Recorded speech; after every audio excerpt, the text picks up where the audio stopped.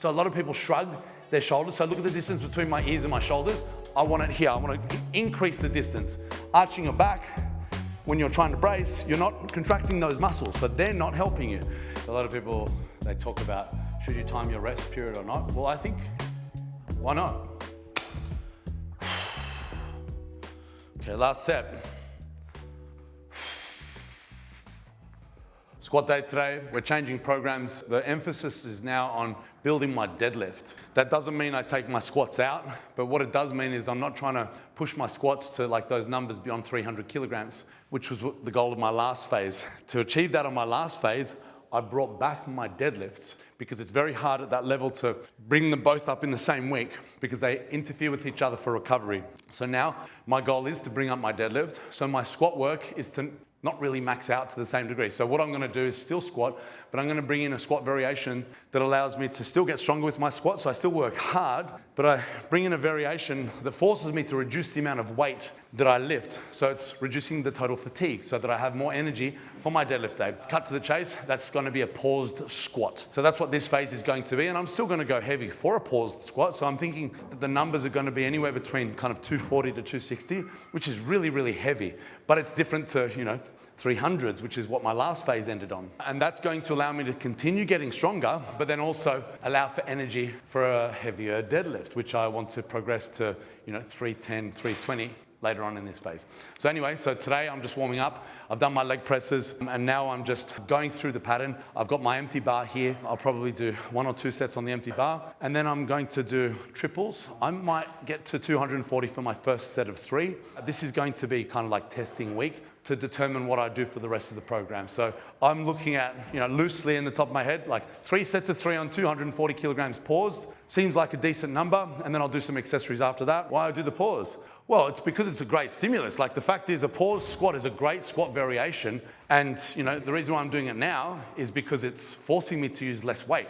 So automatically it's like 10 to 20% lighter weight for my paused squat, and it doesn't make it 10 to 20% easier, so it's equally as hard. I work as hard, but the fact is the heavier load that you have on your body and your spine with these squats and deadlifts, the more recovery is required. So I can work as hard without causing the same amount of systemic fatigue. Okay, but either way, let's talk about the pause squat and why it's so good. Something that I like to do when I'm approaching my max singles and working towards a competition, which is a possibility, is making sure that I achieve good depth. Now, throughout my entire prep, the last phase when I was going for my heavy squats, there were certain repetitions that I looked at, it's like, is that borderline depth? What is it? So now, something I like about a pause squat is it ingrains that bottom position, right? So I'm gonna watch every single set and make sure that I'm sitting at the depth so that I have confidence at that bottom position, so that when I do come to really testing a max, so like in competition, I'm not scared of hitting that depth, even with the heaviest weight. So building up to a strong paused squat, like, I should be able to get to 280s, 290s pause by the end of this phase. If I can do that, I'm gonna be very, very confident with hitting depth in a competition squat. So that's another thing that I like about it. It's also like for you guys at home, it doesn't have to be like, I'm talking about numbers, 300 kilograms and all of these things. It doesn't have to be, only for people that are lifting that much weight. I love a pause squat for introducing someone to correct squatting technique. It teaches you how to maintain whole body tension under load. Okay, so for beginners, intermediate, advanced, I program a pause squat for pretty much everyone. So people that lack the ability to maintain tension in the bottom position of a squat, pause squat is my favorite exercise. Maintaining tension in the bottom of a squat, what the hell is that? So something I like to say is the way the body behaves in a squat is kind of like a basketball, right? So I don't know how fast it should go down or up, but the speed up should match the speed down. So if you're walking down the street bouncing a basketball, I don't know how many meters per second the basketball should move, but I can tell if that basketball has enough air in it or not, just by looking at the way it bounces. So a human, when they squat, they kind of should look like a basketball with the right amount of air in it. So the speed up should match the speed down. If it's controlled or even fast down and it's like a wet sponge or a flat basketball, that means you lack the ability to stay tight under load. How do you improve that? By spending time in that position with a pause squat. So let's go through it now. Yeah, I'm gonna warm up with pauses the whole way. I'm looking in the reflection at my depth and I'm feeling quite tight, to be honest with you. But that's just depth. What color plates should we use today? I think we'll do blues today. Let's do that. Bro, guess what? I just took it off and put it on the exact same leg again. Stupid. No. I'm not doing that again. Oh, there's no collars. So I can feel it. What? That's really frustrating. All right, so if you don't, no, I'm not going to do that again. But I will slide it up further because it's down too low.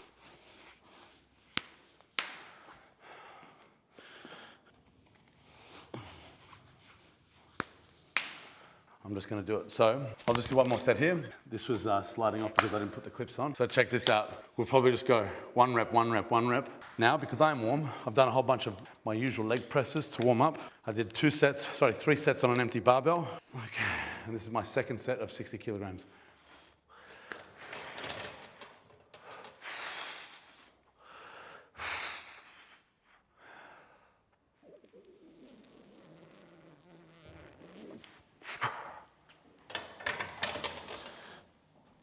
I'm going to go up in 20 kilogram increments. So that's 60, 80, 100, 120, 140, 160, 180, 200, so on. So sets of 1, a lot of people say, if I go up in 20 kilogram increments, they say, that's so many sets, aren't you fatigued? And my answer to that is, firstly, you get good at whatever you train. So I've been training this way for a long time, and this is how I do my warm-up sets. So my body is used to having, more warm-up sets with these incremental increases. But second to that is, I'm only doing 1 rep. So that's not very fatiguing. It's stimulating. So what I like to do is come into the weight and for it to feel as light as the weight before. I don't know if that sounds like it makes sense to you, but that's what happens. When you do more gradual incremental increases, you put on a little bit of weight, your body gets used to it, and then it doesn't actually feel heavier. And then you keep on doing that all the way to the top.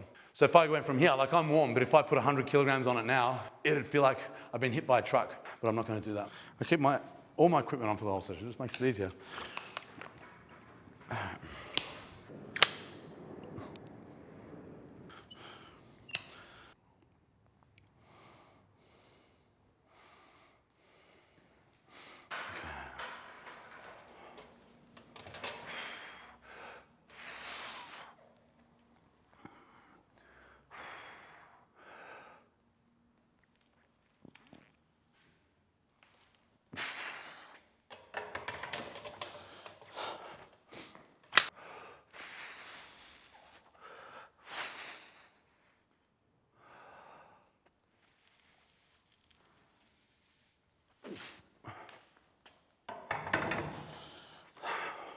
So my rest periods now, right now while it's light, so this is 120, my planned weight for the day is 240, so this is 50% of my max.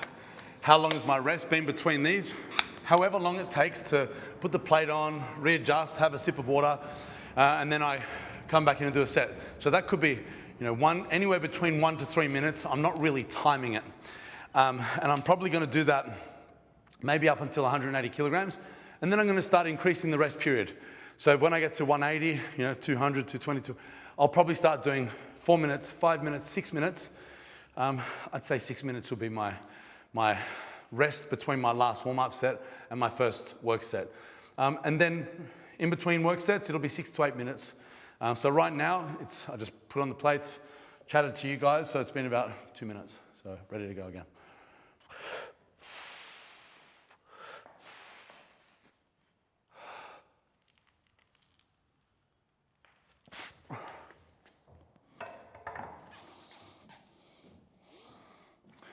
A lot of people comment about the noises that you hear on the way down, and people say things like, I can hear your knees cracking. I'm pretty sure it's not my knees. I've got a lot of equipment on, so the wrist wraps, the belt, the knee sleeves, and I'm bracing so hard that my body is so tight and everything is expanded. I'm pushing out maximally into my equipment that you make noises. I don't think it's mine. I'm pretty sure it's not my knees cracking. They don't make those sounds. So if you hear those little pops and cracks, I don't know. It doesn't hurt. I'm pretty sure it's not my joints cracking, but that's kind of what you get when you have no music when you're doing these heavy weights. Yeah, so it's quite interesting. That's the ASMR of training. Anyway, that's what it is. I'm gonna give you some tips that I use for the cues for my squats. So when it comes to cueing, I don't like to overwhelm you with a shopping list of different cues. It's hard to focus on so many things at once. So whenever I'm coaching somebody, we work on kind of like 1, maybe 2 cues at a time. So That's what you don't want when you're coming in, is like so many things to think about. That's where it becomes overwhelming. But what I am gonna talk to you about is 1 or 2 tips at a time. So firstly, something you may have seen is my grip position. So every set warming up, look at my shoulders are super tight. A lot of people ask me, why are you holding it so wide? Aren't you supposed to hold it close? My rule is to hold the bar as close as your shoulder mobility allows. This is as much, like, I can't get under when the hands are a bit closer.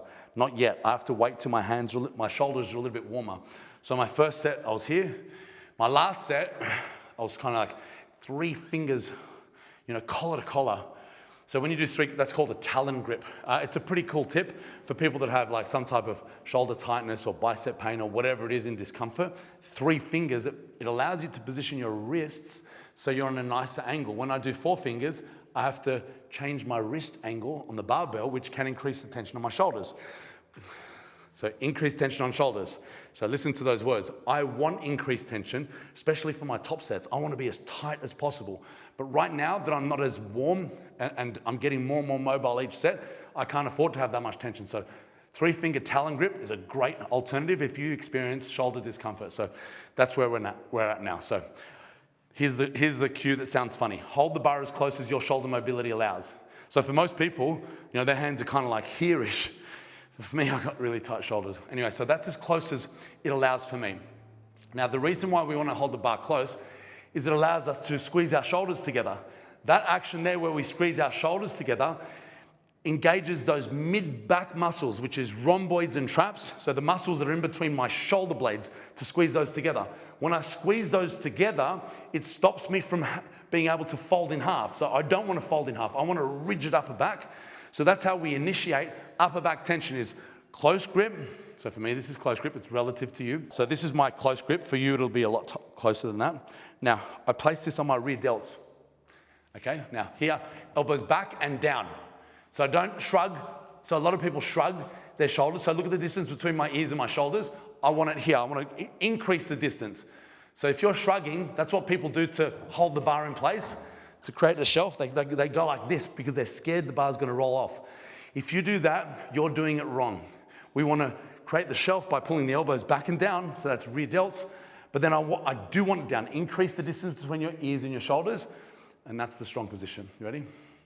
So elbows back and down. So don't do one without the other. Don't just do elbows down, because then you've got no mid-back tension. And don't just do elbows back, because then the down component is lat tension. So we want a combination of back and down, and this is how it looks.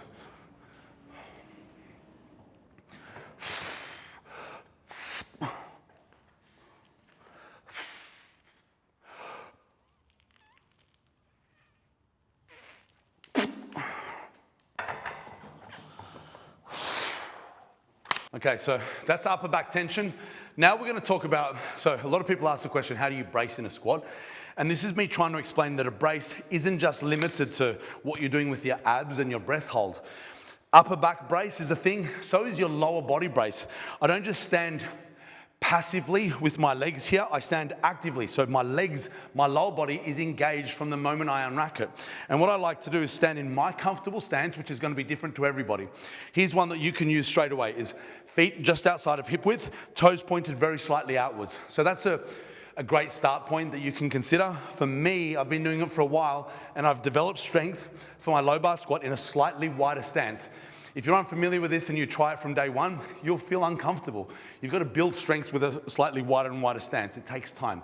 But for me, that's where I'm standing. Now, when I stand, I'm thinking about gripping the floor with my feet, grabbing on and screwing my feet, so externally rotating my feet into the ground. So when you do that, the knees, it kind of points the knees slightly outwards, and it also engages my butt muscles. So I'm standing with all of my muscles supporting that weight, but I'm also stacked. What does stacked mean? Foot in line with knee, in line with hip. Stacked. So I'm not, like, my knees aren't caving in. Okay, that's a kink in the armor. So open hips. Now, when I'm screwing my feet into the floor like this, when I initiate the movement, the knees want to kind of like, they don't kind of just knock in. When I'm screwing my feet like externally, it opens the hips. Why do I want open hips? That's going to allow me to be able to achieve a better bottom position with my pelvis. When the knees come in, it forces my butt to come back further. I've got no room for my pelvis to achieve that bottom position. So screwing the feet into the floor and think about open hips, knees in the same direction as the toes on my way down. And I don't really think about it on the way up, but it kind of just, I've just done it for so long that they just stay in line. Some people's knees knock in and all that. I think you should work towards that not happening because that's a leakage that's no longer stacked. So if you can, focus on maintaining that alignment from start to finish, like this. So upper back cues remain the same, but now we're going to focus on lower body tension. Standing in my stance, I'm screwing my feet into the floor. My lower body's active. Big breath.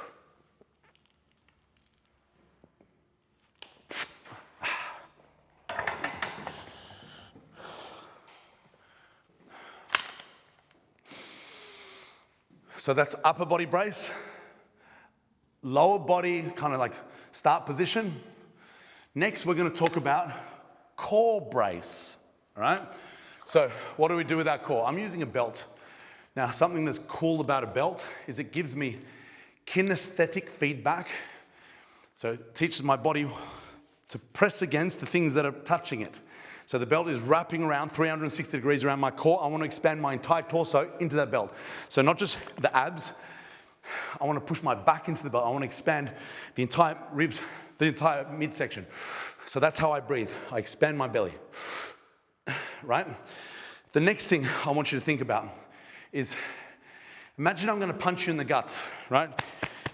How do you want to brace your abs to protect yourself so that it doesn't hurt you, right? What a lot of people do in their squat incorrectly is they arch back excessively so that they can protect themselves from not folding forward. So they use all these muscles to arch that way. The problem with that is a few things.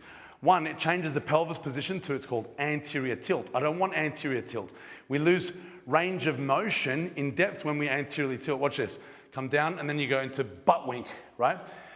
So the way that I want to position my pelvis is neutral. So when I come down, it allows a greater range of motion. The next thing is bracing my abs. If you understand how muscles work, they grab the attachment points and pull those 2 points together. So the attachment points is the bottom of the ribs and the top of the pelvis. That's where the six-pack muscles are. When they contract, it brings those 2 points together. So therefore, if you're arching your back when you're trying to brace, you're not contracting those muscles, so they're not helping you. So how do you contract those muscles? Imagine you're getting punched. That's how you brace. So you might hear people say the cue's ribs down, but that's typically why we want our ribs down rather than ribs flared. So ribs flared is not contracting six-pack muscles properly, and you're anteriorly rotating your pelvis. So ribs down, six-pack abs, push into the belt, and neutral pelvis. Okay, so I'm going to do that on the next set.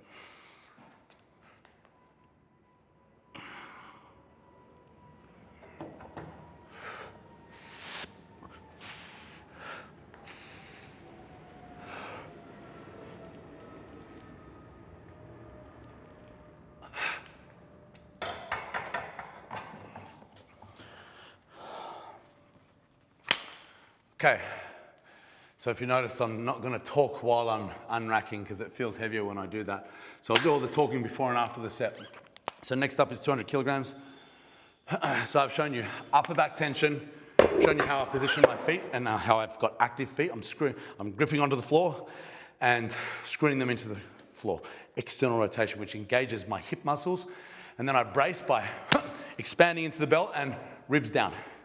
So that's why I do ribs down. It's not just because I want to push my ribs down, it's because I want to contract my rectus abdominis. And those muscles, they pull the ribs down and the pelvis into a neutral position. Next up, where am I looking when I squat? Now this is something that I learned from my mentors, one of my mentors, Ernie Lillibridge Sr. and his son, Eric Lillibridge. These guys are the best in the world. Eric Lillibridge squatted 480 kilograms in the 140 class. Unreal, right? And they had a rule with their squats, and that's to look straight ahead. So I was always of the belief that you should look down to maintain a neutral spine type of thing, because there's going to be forward torso lean. But the way they introduced it to me was the body follows the eyes. So when you look down, a lot of the times that's where you see people failing downwards, because this is a balance and a proprioception thing. Whereas when you're looking up, it allows you. So there's a difference with squatting like body weight squats and a little bit more, which is what the average person squats, to what these guys are doing, triple body weight squats and more. You have to balance this really heavy thing on your back. And when you're looking down and you're intentionally tipping forward, it just makes it a lot harder for yourself. So looking up allows for better balance. Now, a lot of people, it's quite confusing because a lot of people say, you shouldn't be upright in a squat. And then you've got other people saying, you should be upright in a squat. I'll tell you the truth. The goal is upright, but you shouldn't be upright, right? You don't want to be tipping forward. So you don't want to say, stay neutral. Right? You want to say, resist that heavy weight that's trying to crush your body. So if you hear the cues upright, upright relative to the body position. Technically, there is always going to be forward torso lean. Of course there is. So I don't expect, and I don't think anyone expects for you to have a completely vertical torso for a big low bar squat. Right? But when you look up, it's in aid of balance and helping you not tip forward when you squat. And I quite like that. It's not a deal breaker if that's not you. I've seen some high-level squatters that don't do that, and it's totally fine. But as a general rule, I think that would suit 90% of people out there, is to pick a spot exactly in front of you. That doesn't mean look up, okay? It means pick a spot directly in front of you and focus on that with just your whole face. So don't look down and have your eyes up like that. With your whole face, bang. If you want proof of that, you should go and watch any of the world record squats and watch what they do. Most of the world record squats, the biggest squats in all weight classes, the face is there, at least in the bottom position, is here, bang. And that's what I'm trying to do now.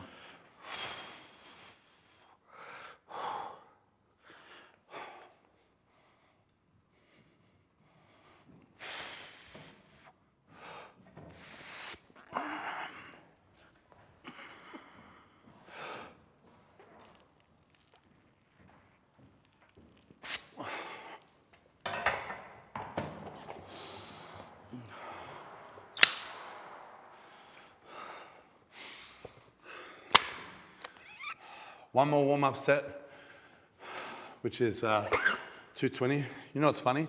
This is my first week of the program. If you guys know much about my programming style, I like to teach people to start week one with conservative loads. Right? So you're starting kind of light and allowing room to be able to progress from week to week. So the funny thing is, I'm starting light. It's supposed to be light, but it's never light, really. Do you know what I mean? Like for me, 240 for 3, like on paper, that's 80% of my max for triples. That should be, I don't call it light, but that should be like very achievable. But it's still damn hard. Anyway, so whenever I say start light, I don't mean your training should be easy. What I mean is you should finish the set and you could have done an extra rep or two, for sure. But it doesn't mean it's easy. And I'll tell you now, it's not feeling that easy. So that was 200. And I'm not recording myself yet, but I'm going to on the next one so that I can play it back. And it should be easy. And I bet you if I looked at it, you'd look at it and say, oh yeah, it looked pretty easy, but still working hard. Last warm up.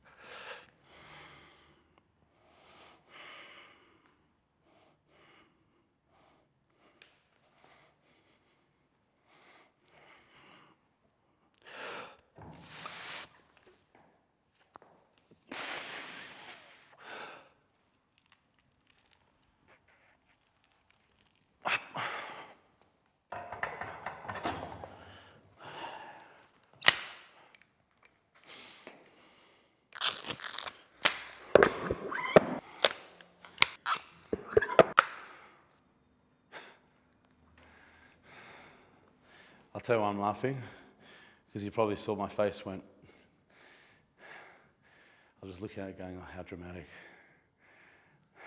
Like it moved pretty well. And then look on the faces as if that guy is having a hard time. Settle down, big fella. Do you know what I mean? So here's a tip for recording yourself. Monitoring how much rest you have in between sets without getting your timer out. That was taken at 12:17. So now I'm going to measure, so about 6 minutes from there. So that's going to be 23, 24, something like that. It's going to be my next set. What's the time now? It's 21. So I'll give myself 2 more minutes. That's how I time my rest. Do you know what I mean? So a lot of people, they talk about, should you time your rest period or not? Well, I think, why not? Why not? You know, people say, just go when you're ready. And I'll tell you something funny. Sometimes if I write a program for somebody, and it could be like 3 by 3, for example, what we're going to do today, and they do something like 3, 3, 2, like they miss a rep. One of the questions I'm going to ask is, how many minutes did you rest between sets? Quite often they'll say, oh, you know, I rested a long time. Yeah, cool. How long? It was the time period that you wrote on the program. Cool. Did you time that? No. Okay. Time it. You know what I mean? Fucking time it. Because a lot of the times, and I'm a culprit of this as well, is I think, yeah, 6 minutes, damn, that's a long time. Like, it's been 6 minutes. And I'll go and do it, and I'll look back on the clock, and it's like, okay, that was 4 minutes. You know, I mistimed that time period. I promise you, 6 minutes allows better rest than 4 minutes, even if you feel like you're ready to go at 4 minutes. Okay, so sometimes if you come to me and you say, you know, I did 3, 3, 2, like I missed the last rep on the last set, I'll say, how long was your rest? And you might come back to me and say, 5 minutes. And I'll say to you, next session, increase the rest by an extra minute or even 2 minutes. I don't want you to go lighter the next week so you can get all reps and sets, right? So that's something that I look for. That's when it comes to strength training. Strength training quality matters and how much weight you lift matters. I want you to get all the weight that I prescribe. So timing the rest period, like people make it out as if, oh, it's so hard to do and you're being too particular and all this. No, you're not. All I'm doing is sitting down. I checked the time that I recorded, which was 17 past. It's 22 past now, so it's been 5 minutes. So it's about to be 6 minutes, and then we're ready to go. Was that so hard? Didn't think so. All right. This is work set number 1, so I need to switch on because actually it's pretty hard. Nah, because every time I see the YouTube video and there's music on, we have to mute it.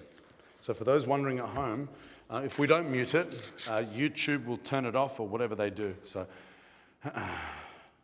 I do that when it's like really serious time and I need the music. But right now, it is serious. We'll do it in silence.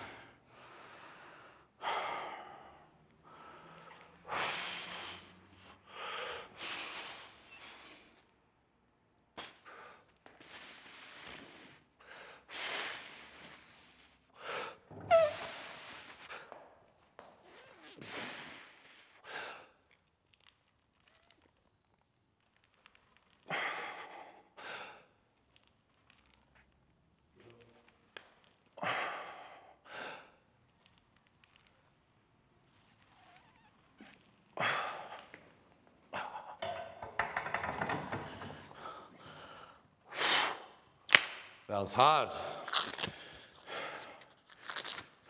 Hard, but I had a rep in reserve, maybe even 2 if I had to. But I'm not going to lie, it was hard. You know what sucks? I've got to do it again. All right, let's go, set 2.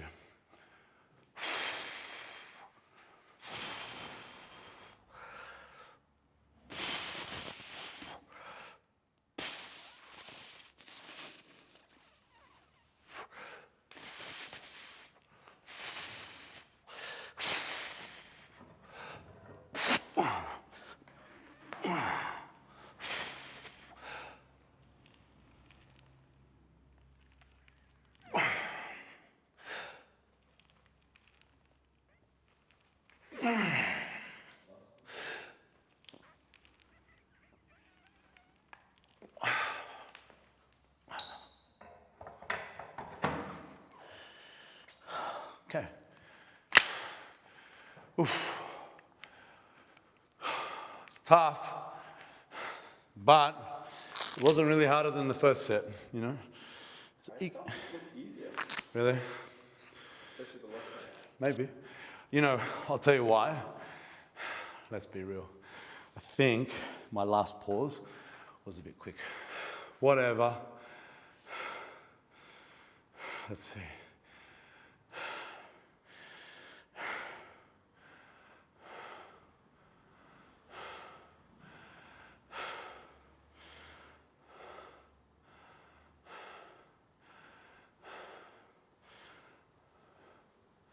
Fine. It's fine. It's fine. Maybe it did look easier. I feel like it was like a better bar position and a better body position. Change anything? Not intentionally. Like my internal cueing, I feel like was a little bit different. Like, you know, what I just said about being upright. I was fighting on being more upright. So when you do a low bar squat, it wants to tip you forward further and further. You know, and sometimes cueing is different for every person, depending on what they're trying to achieve, right? But my torso is going to tip forward, but within those parameters, I want to be as upright as I can, right? So I don't want to just accept it's coming forward, so no problem, let it come forward. I want to be as upright as I can. The more upright you are, the more quads you can use. So they're like such minute little movements that you may or may not see, but I feel it. So how do I be more upright? Push the knees further forward. They might come forward, I don't know how far. Maybe you can't even tell the difference, but I definitely felt it. I felt like I was trying to use my quads better by pushing my knees slightly further forward, which allows me to be slightly more upright. We could be talking millimeters, but I felt it was a nicer position. You know, and it'll be interesting to get all three of those sets side by side and have a look to see, was there a difference? You'd probably see, not much. That's okay. That's a good thing, right? Because I'm not accumulating fatigue, right? So the first set as good as the second set, as good as the third set. So that'll tell me, that'll give me confidence to come in next week and go slightly better than that. So how do I go slightly better than that? Do I do 250 for doubles? No. Do I do 245 for 3x3? Maybe. I don't like 250 for doubles because then what does that mean? 260 for singles? I can do 260 for singles now. I don't want 260 for one. I want maybe, no, I don't want 260 for one. Like I should be able to do 280 for one. No, 270 for one. I'd say your pause squat should be 10% less than your max squat. So therefore, 10% of 300 is 30 kilograms. My pause squat, I should be at about a 270 paused. But I think I can do that. Of course I can. So why would I want a 260? Well, the idea is to not go to fail. I'm not maxing out, right? I'm stimulating, strength improvements and, hopefully a little bit of muscle gain. But you don't have to go to your absolute limit to be able to achieve that. And by not going to my absolute limits today, allows more energy for a successful deadlift session, which is going to be this weekend before my seminar, which will be a tough one. So 12:31 was the time of that set. I'm going to go at 12:39. So we're doing 8-minute rest between these sets. I need 8 minutes. Okay, last set. Let's make it the best set, Musti. You ready? Let's make it the best set.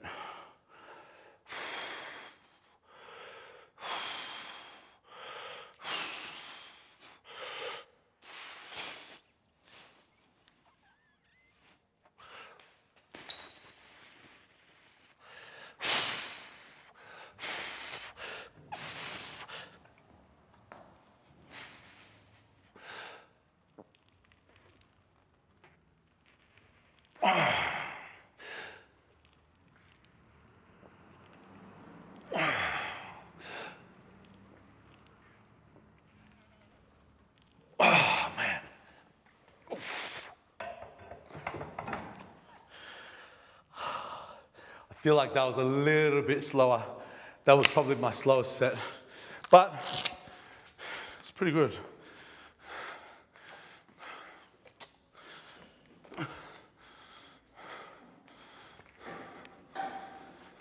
Guess what? No more squats today. No more squats today. It's a nice feeling, you know, where the hard stuff is done. Anyhow, so let's go back to some programming principles. Have you guys been paying attention? So the first exercise of the day is the highest relevance to achieving your goal. So for me, I want a big powerlifting squat. So powerlifting squat. Secondary exercise of the day is whatever you've neglected in the main movement, right? So, you know, in the same pattern, of course. So that's squat day. So what are the muscles that I've neglected with my low bar squat? Let's think about it. That's a hip dominant squat pattern. There's a lot of hip bend, but there's not a hell of a lot of knee bend. So if that's how you squat, and that's the only way that you squat, and you want to build big legs, you're probably not going to have big legs. That's not how you really hit your quadricep muscles. That's hip extensors, which is a great group of muscles to strengthen. So that's adductors, glutes, a lot of back for sure. Not a huge amount of hamstrings. And yes, a little bit of quads, but not a huge amount of quads. So my secondary exercise, I'm gonna factor in what I neglected in the main movement.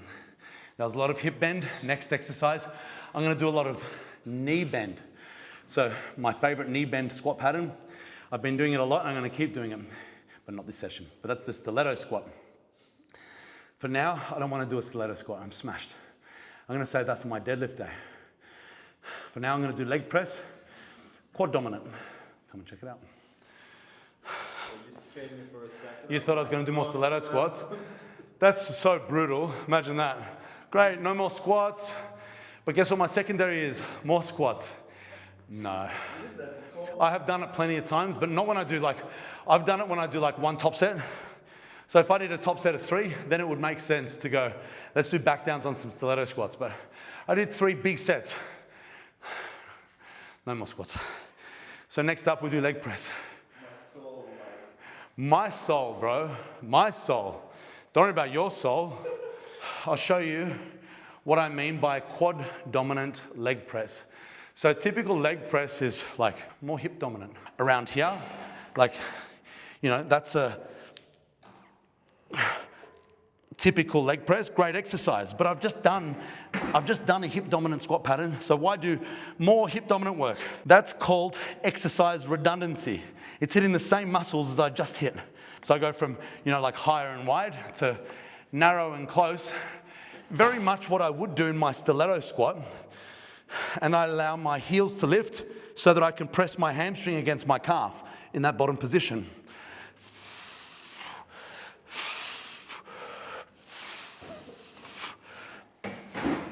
So that's allowing for full knee bend, so the hamstring presses against the calf. So that allows me to strengthen my quadricep through its full lengthened position. Remember, I'm not warming up, I'm doing field sets, right? How many field sets should I do? I don't know. I'll probably work to about 5 plates a side. So I'll just gradually increase, gradually go up. All right, where are our plates? This is the sucky part.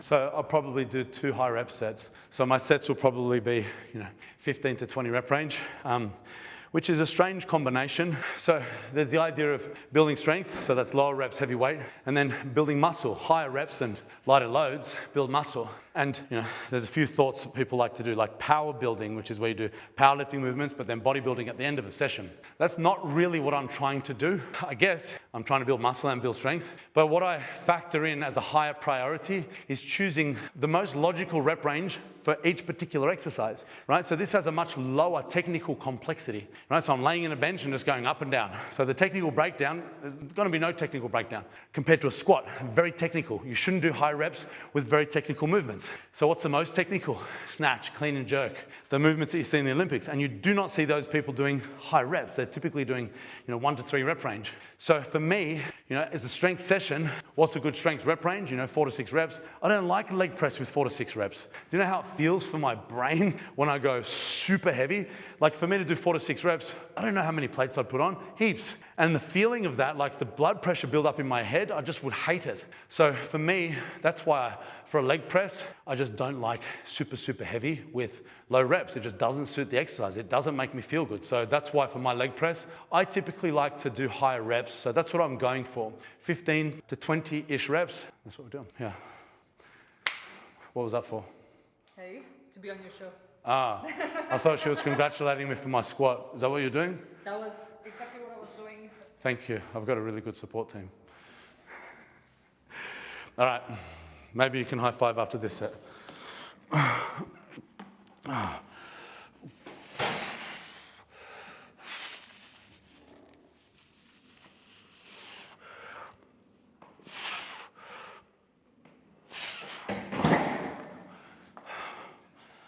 Okay, didn't need to go 15 reps on that. I'm just feeling the weight.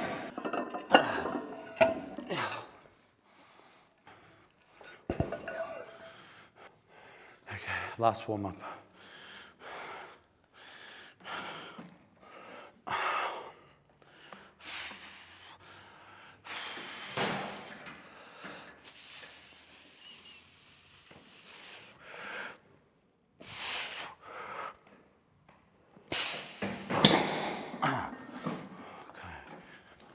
Thanks.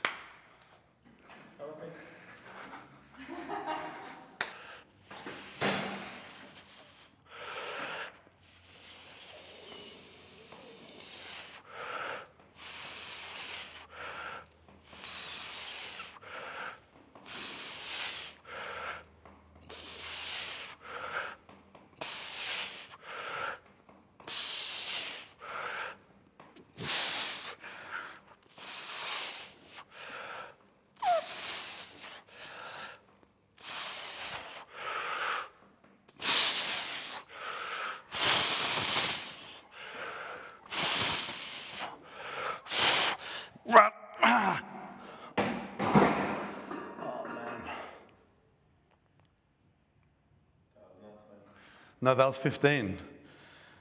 I swear, man, I know I'll look back at the video and say there was more in the tank, but man, that's fucking hard. Yeah. So that's hip dominant squat with a low bar squat, quad dominant, so quad dominant secondary exercise, that's my leg press. If you've been watching, you'll know this, but if not, welcome to the show. And I'm going to teach you more about this. So basically, we did not hit all of our quadricep muscles, even though I've done 2 really big quad exercises. One of the heads of the quadriceps, so there's 4, one of the heads doesn't get much tension during squat patterns. It's called the rectus femoris. And that's because it crosses 2 joints. The other quadriceps, so vastus medialis, vastus intermedius, vastus lateralis, they're only responsible for knee joint extension. So they only cross the knee joint. But because the rectus femoris crosses the hip joint, the squat pattern causes 2 conflicting actions. So what do I mean by that? When I bend the knee to come down, it stretches the quad at the knee, but also I'm bending my hips as well, or flexing my hip joint. So it's stretching it at the knee, but shortening it at the hip. And then when I stand up, it shortens at the knee and lengthens at my hip. Do you get it? So the length of the quadricep remains the same from start to finish. Sorry, the length of the rectus femoris. So it's not that it's not on, just not on to the same degree. So therefore, if all I do is squats and leg presses and lunges or squat patterns like that, compound movements, we're neglecting the rectus femoris. So how do we make up for that? We isolate it. So this is where I'll always recommend adding in some leg extensions. So that's what I'm going to do now. I don't need my knee sleeves for that. Oh, man. Now these are very annoying to get off, but let's see if we can do it. I'm relying on my sweat. Okay, so this is how I get off my, yeah, it's okay because I'm very sweaty. Oh.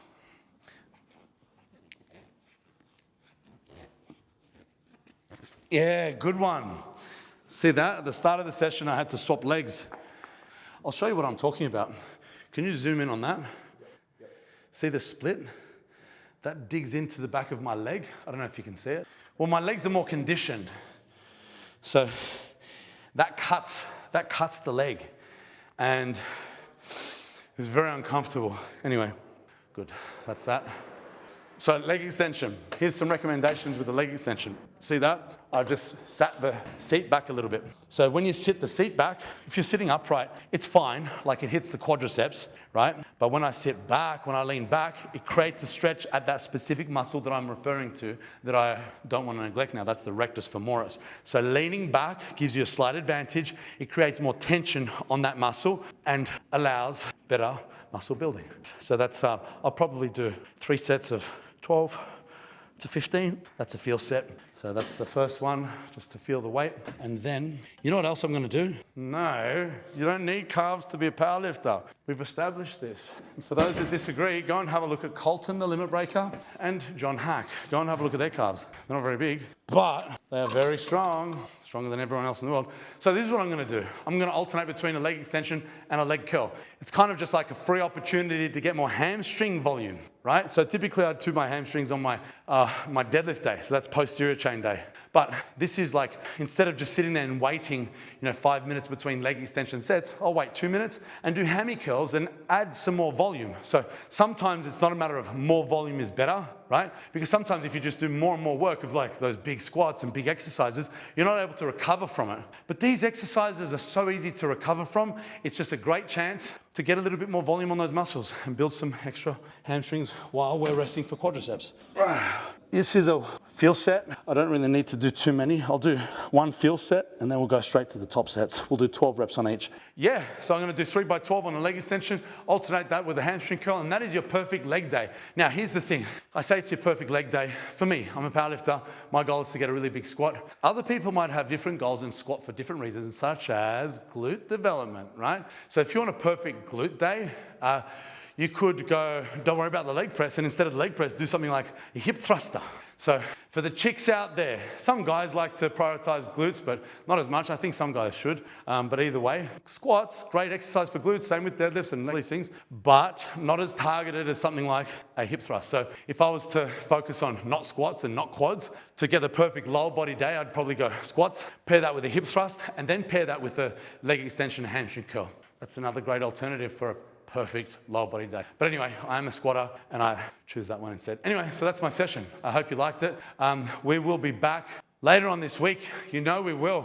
We've got bench press. This week is a shorter week. I've only got 3 days of sessions because last week I was away from Melbourne for seminars. This weekend I've got Sydney seminars. And I've got to sneak in my lower body session before that. So that's going to be a tough one.